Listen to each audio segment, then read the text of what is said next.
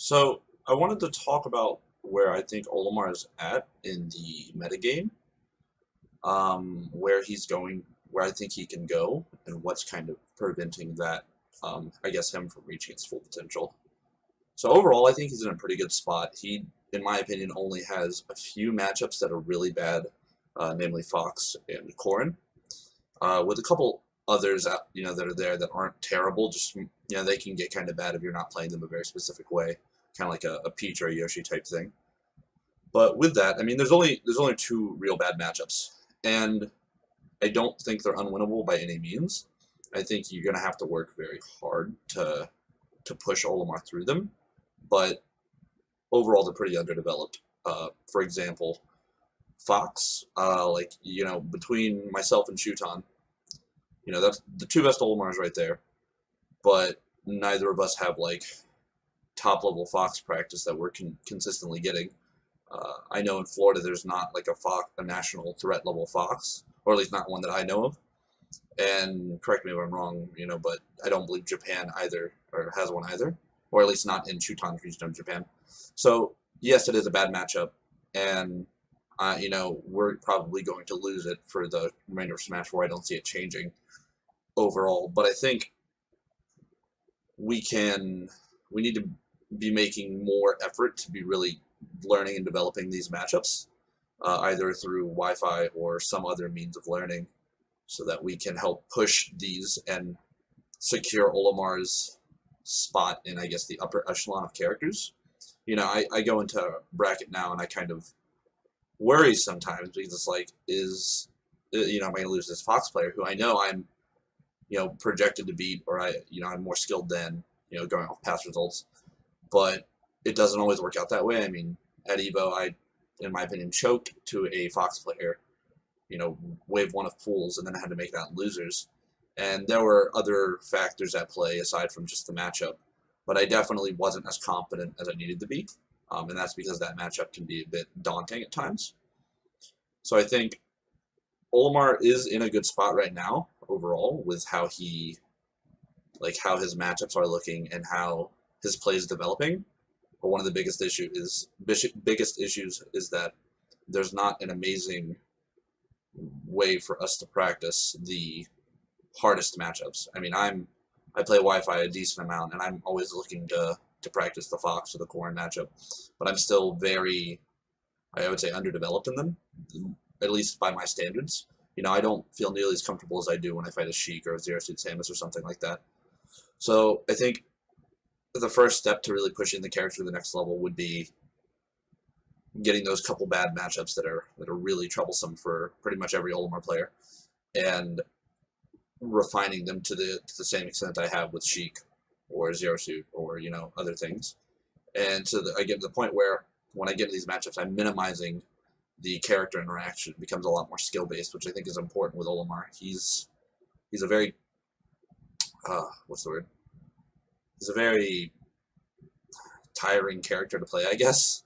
You don't get a lot of chances with him if you mess up. Your attacks will clank or you die early due to a smash because he's light.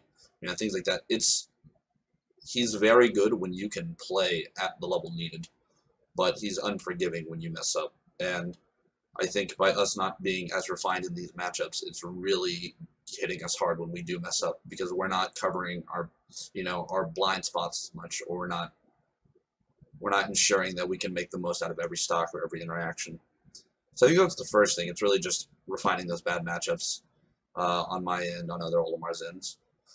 The second thing is that I don't think the two, like the Japanese Olimar community, there's more than Shuton over there.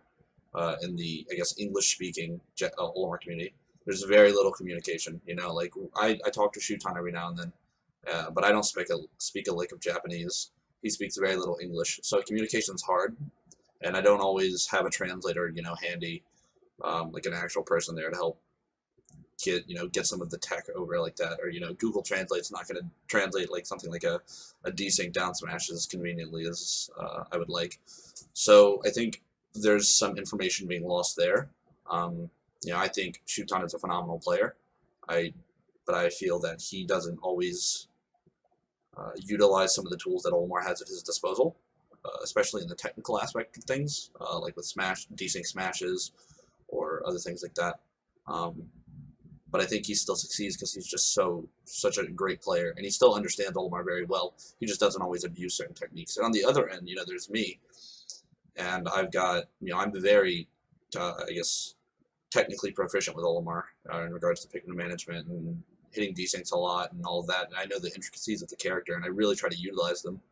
But I still fall short sometimes, due to player skill or a lack of understanding in certain matchups, or just it's a competitive game, you're bound to mess up at some point. So I think if that gap can be bridged, it's going to help a lot with the progression of the character, because we can bounce ideas back and forth, and not just myself and Shuton, but the general community. I mean, there's a bunch of great guys who just made Olimar, and they're not necessarily top players, but they contribute a lot to the information, to the research, to the discussion. And I'm sure the Japanese scene, or European, or whatever it is, I'm sure they all have a lot to say as well. And I think if we can bridge that gap, that's going to help increase the skill ceiling faster. I don't think. I think Olimar, though, is in a good spot with, I guess, the top level representation. I mean, he's got two top level players, myself, and then there's Shuton, and then I think there's a bit of a dip. You've got I'm Hip, Solimar. Those are the two that people often think of immediately when they think, oh, other top level Olimars, and they are very good in their own right. But I still think there's that gap. I'm Hip also has a duck hunt, which he pulls out, I believe, still. But I think having the two is good. Most top level characters only have a couple top level representatives for them, so having two is fine. We just need to bridge the communication barrier, I guess, so that we can start bouncing ideas back and forth and really just break down matchups that might give us trouble or help share information. The next thing I want to talk about, I guess, that is kind of holding Olimar back is the lack of travel. Top Olimar players, or just from my experience, Olimar players in general, they're terrible about travel for a couple of reasons. Maybe they're in school, maybe they have work. I know in my case, I just simply can't afford it. I know Shuton has also said that he just can't afford to travel to America in a lot of cases. It's not cheap. So that kind of that's why you don't see them a lot in nationals where you would expect. And I think that also hurts the development of the character, because not only are we not, going to these nationals and competing and having the opportunity to get the results and all that, but we're not, at least in my case, I'm not getting more exposure. I live in Southwest Florida, so it's kind of its own corner of Florida. There's not really any other top representatives here for their characters, worldwide, that is, at least. Statewide, there's good practice. I really enjoy my players here, but it's not. I'm still lacking in a lot of different matchups just due to the sheer numbers we have here. It's not a lot. There's not a lot of players, so I'm always looking to travel. When I go out of state to a national or something, it's always all right, how can I get this? How can I make the most out of this practice? All right, I'm fighting a top level Rio. I really need to understand what I'm doing and kind of milk this practice. And I think by having us not sorry about that, having us not be attending stuff as often, it kind of hurts that opportunity for us to learn as well. So there's that. So we're kind of starved for tournaments, I guess, for a variety of reasons. I think if that can increase or change in the future, then we're going to be a lot better off, because we'll be able to get out there more. We'll be able to show why the character's so good, because right now it's not openly apparent, which is shown in a lot of tier lists and things like that. People have a very negative perception of Olimar. They think, oh, he's not that good, or oh, he's not.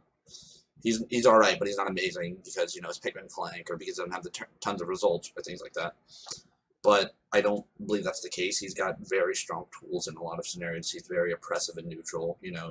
With all the different tech he has at his disposal. With whistle, desync smashes, you can punish a lot of things that just majority of the cast simply can't.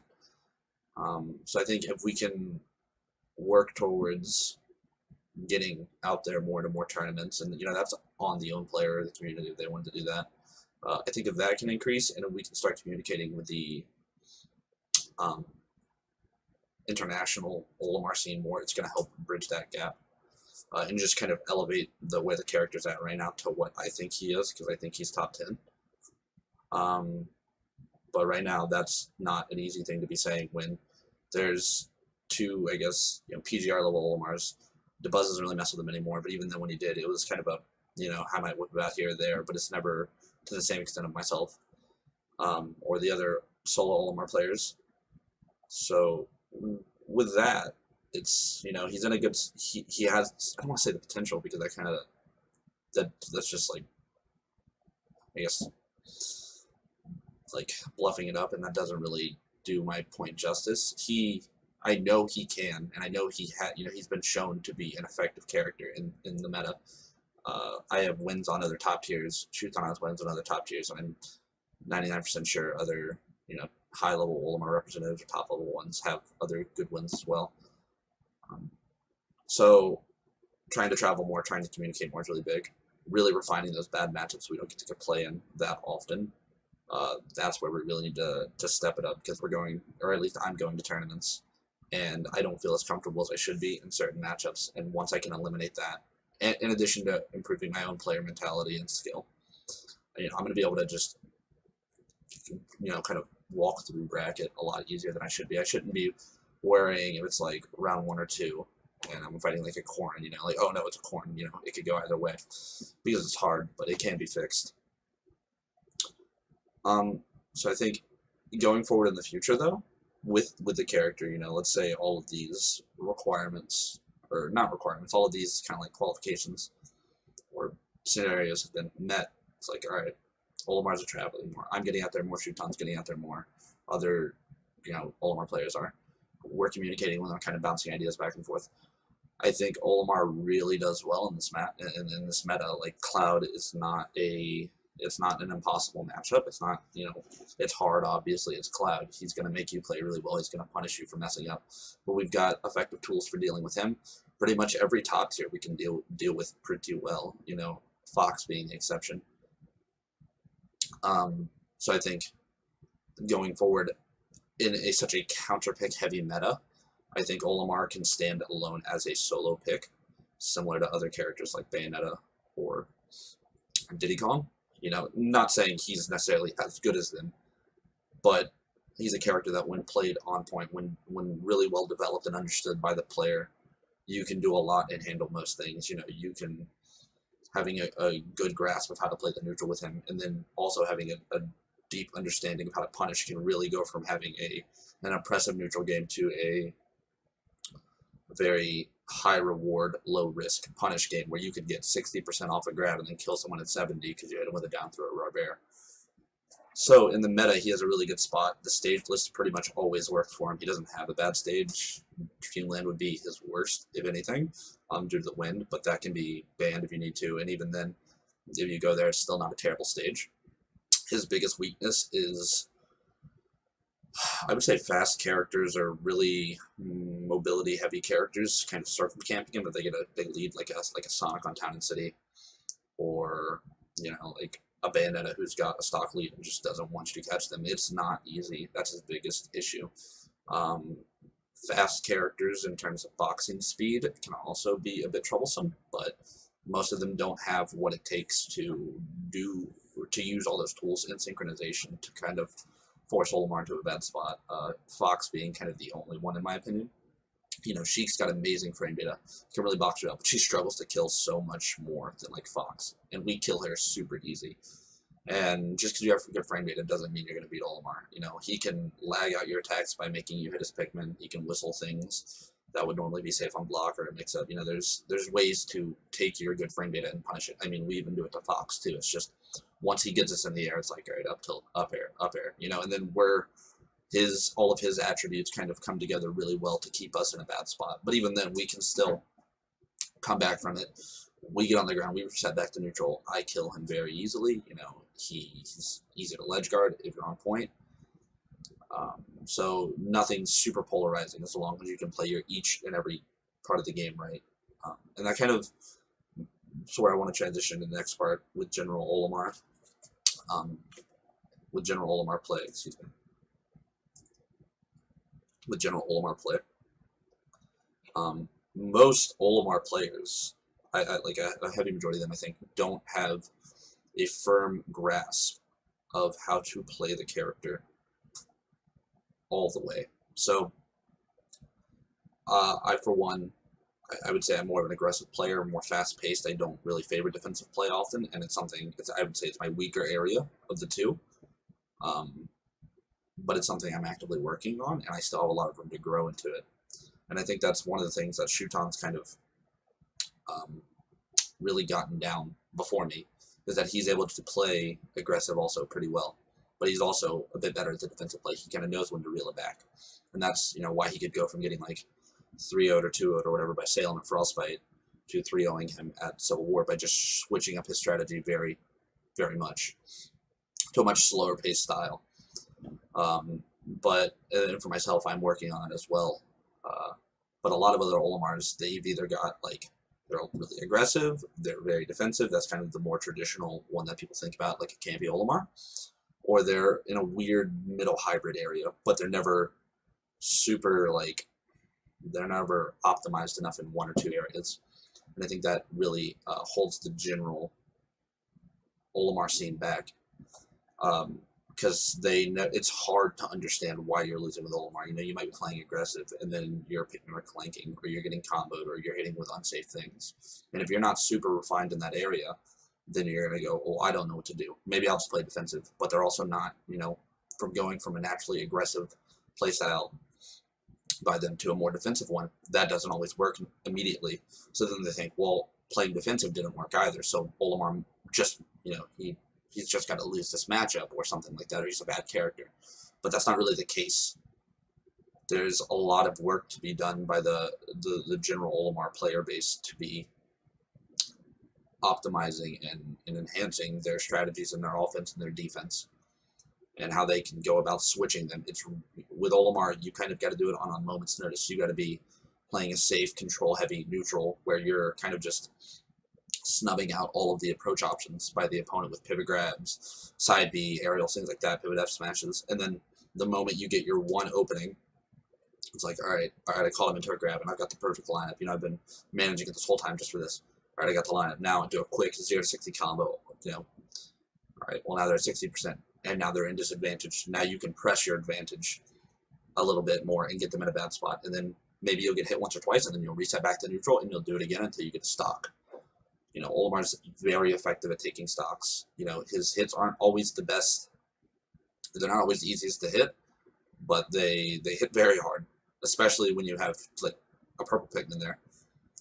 So I think being able to recognize when to transition from an offense to a defense is really big, especially with like when your lineup changes, not just based off the opponent's percent positioning. I can go from I could go from playing a really defensive style where there's still a kind of a mid-high percent to plucking my second purple and then immediately forcing my way in with aggressive play. And that's something that a lot of Olimars don't do. I think it's just generally double purple pressures are not very developed by most Olimar players.